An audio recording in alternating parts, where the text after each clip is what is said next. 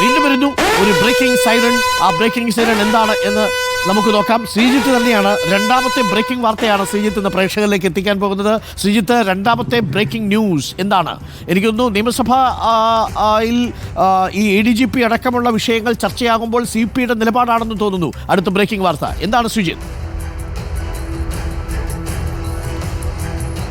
അരുൺ, CPIയുടെ നിയമസഭാ കക്ഷി യോഗം ഇന്ന് ഉച്ചയ്ക്ക് 2:30 വിളിച്ചു ചേർത്തിട്ടുണ്ട്. ഈ യോഗത്തിൽ CPIയുടെ സംസ്ഥാന സെക്രട്ടറി ബിനോയ് വിശ്വം നേരിട്ട് പങ്കെടുക്കും.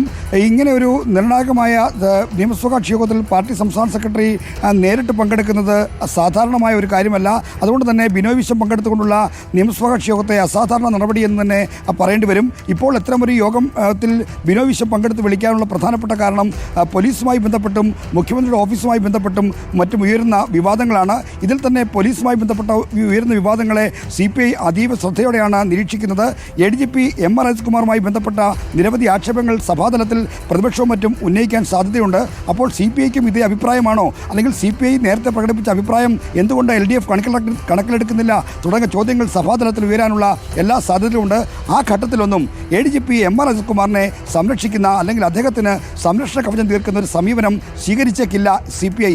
ആ കാര്യം ബ്രീഫ് ചെയ്യുന്നതിന് വേണ്ടിയാണ് ബിനോയ് വിശ്വം CPIയുടെ നിയമസഭാ കക്ഷി യോഗം വിളിക്കുന്നതെന്നാണ് അറിയുന്നത്. അതായത് പോലീസുമായി ബന്ധപ്പെട്ട ആക്ഷേപങ്ങളിലെല്ലാം സർക്കാരിനെ പിന്തുണച്ച് വരാൻ CPI തയ്യാറല്ല. പ്രത്യേകിച്ചും RSS നേതാക്കളുമായി ഊഴം വെച്ച് കൂടിക്കാഴ്ച നടത്തിയെന്ന ആക്ഷേപം നേരിടുന്ന ADGP MR അജിത്കുമാറുമായി ബന്ധപ്പെട്ട ആക്ഷേപങ്ങളിൽ ആ കാര്യത്തിൽ CPIക്ക് കൃത്യമായ നിലപാടുണ്ട്.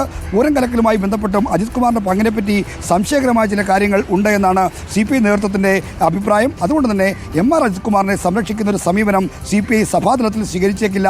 അക്കാര്യത്തിൽ CPIയുടെ സമീപനം എന്താണെന്ന് വ്യക്തമാക്കുന്ന ഒരു കാര്യത്തിന് വ്യക്തമാക്കുന്നതിന് വേണ്ടിയാണ് CPIയുടെ നിയമസഭാ കക്ഷി യോഗത്തിൽ സംസ്ഥാന സെക്രട്ടറി ബിനോയ് വിശ്വം നേരിട്ട് പങ്കെടുക്കുന്നത്. മാത്രമല്ല ശ്രീജിത്ത്, ഇപ്പോൾ TV പ്രസാദ് റിപ്പോർട്ട് ചെയ്തതുപോലെ DGPയുടെ റിപ്പോർട്ട് മുഖ്യമന്ത്രിയുടെ കൈകളിലെത്തും. ഇന്നലെ ശ്രീജിത്ത് തന്നെ ബ്രേക്ക് ചെയ്തൊരു വാർത്തയുണ്ടല്ലോ, ബിനോയ് വിശ്വത്തിന് എക്സിക്യൂട്ടീവിൽ പറയേണ്ടി വന്നു. അതായത് മുഖ്യമന്ത്രി തനിക്ക് ഉറപ്പ് നൽകിയിട്ടുണ്ട് ADGP ക്രമസമാധാന ചുമതലയിൽ നിന്ന് മാറ്റും. ഒരുപക്ഷെ ഈ റിപ്പോർട്ടിൽ RSS നേതാക്കളുമായി നടത്തിയ കൂടിക്കാഴ്ച അടക്കമുള്ള കാര്യങ്ങളിൽ ADGPക്ക് തൃപ്തികരമായ ഉത്തരമുണ്ടായിരുന്നില്ല എന്നാണ് മനസ്സിലാക്കുന്നത്. മാത്രമല്ല, തൃശ്ശൂർ പൂരം കലക്കലിൽ ADGPക്ക് വീഴ്ച സംഭവിച്ചു എന്ന് മുഖ്യമന്ത്രി ഇന്നലെ പറയുകയും ചെയ്തിരിക്കുന്നു.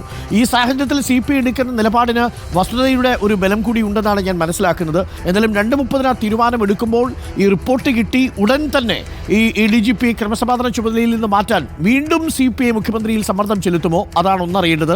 രണ്ട്, ഇന്നിപ്പോൾ CPMന്റെ സംസ്ഥാന സമിതി കൂടി ചേരുന്നുണ്ട്. ഈ CPIയുടെ സമ്മർദ്ദം നിലനിൽക്കുമ്പോൾ തന്നെ ADGPക്കെതിരായിട്ടുള്ള റിപ്പോർട്ട് കയ്യിൽ കിട്ടുന്ന ഘട്ടത്തിൽ തന്നെയാണ് സംസ്ഥാന സമിതിയും ചേരുന്നത്. ഇന്നത്തെ ദിവസം കഴിഞ്ഞാൽ നാളെ മുതൽ സഭ സമ്മേളിച്ചു തുടങ്ങുമ്പോൾ ഈ വിഷയങ്ങളൊക്കെ സഭയിലെത്തുകയും ചെയ്യും. ഇന്ന് ചൂരൽമല മുണ്ടക്കൈ ദുരന്തത്തിന് ചരമോപചാരം അർപ്പിച്ച് പിരിയുകയായിരിക്കുമല്ലോ ചെയ്യുക. അപ്പോൾ സഭ പ്രക്ഷുബ്ധമാനമാകുമ്പോൾ നിശബ്ദമായിരിക്കാനാണ് തീരുമാനിക്കുക. പക്ഷേ PV അൻവർ ഉയർത്തിയിരിക്കുന്ന വിവാദങ്ങളിൽ CPI മന്ത്രിമാർ കക്ഷി ചേരുമോ എന്നതും ശ്രദ്ധേയമാണ്. എന്താണ് അക്കാര്യത്തിൽ നമ്മൾ മനസ്സിലാക്കുന്നത്? PV അൻവർ ഉയർത്തിയ ആരോപണങ്ങൾ സഭയിൽ വന്നാൽ CPI എന്ത് നിലപാട് സ്വീകരിക്കും? ശ്രീജിത്ത്.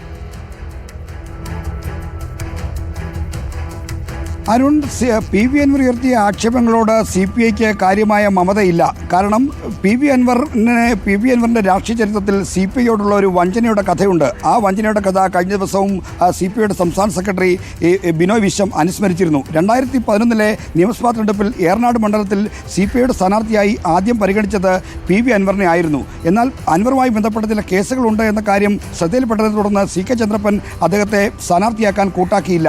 തുടർന്നാണ് അൻവർ അവിടെ ഏറനാട് മണ്ഡലത്തിൽ സ്വതന്ത്രനായി മത്സരിക്കുന്നത്. LDFിൻ്റെ സ്ഥാനാർത്ഥിയായി CPIയുടെ സ്ഥാനാർത്ഥിയായി അവിടെ മത്സരിച്ചത് അഷ്റഫ് കാളിയത്തായിരുന്നു.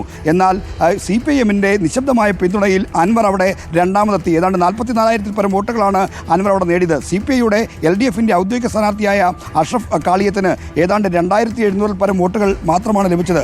അങ്ങനെ സ്വന്തം സ്ഥാനാർത്ഥിക്ക് കെട്ടിവെച്ച കാശ് കിട്ടാത്ത ഒരു നാണംകെട്ട തെരഞ്ഞെടുപ്പ് ഫലത്തിന് കാരണക്കാരനായ അൻവറിനോട് അന്നേ CPIക്ക് വ്യത്യസ്തമായൊരു സമീപനമുണ്ട്. അതുകൊണ്ട് അൻവറിൻ്റെ ആക്ഷേപങ്ങൾ ഏറ്റെടുക്കാനോ അൻവറിനെ പിന്തുണയ്ക്കാനോ CPI തയ്യാറാകില്ല. എന്നാൽ പൂരം കലക്കലുമായി ബന്ധപ്പെട്ടും ഒപ്പം തന്നെ ADGP RSS നേതാക്കളുമായുള്ള കൂടിക്കാഴ്ചയുമായി ബന്ധപ്പെട്ടും CPIക്ക് വ്യത്യസ്തമായ നിലപാടുണ്ട്. അത് CPIയുടെ രാഷ്ട്രീയ നിലപാടാണ്. ആ നിലപാടിൽ കടുകിട പിന്നോട്ടില്ല എന്ന കാര്യം ഇന്നലെ സംസ്ഥാന എക്സിക്യൂട്ടീവ് യോഗത്തിൽ ബിനോയ് വിശ്വം പ്രഖ്യാപിക്കുകയും ചെയ്തിട്ടുണ്ട്.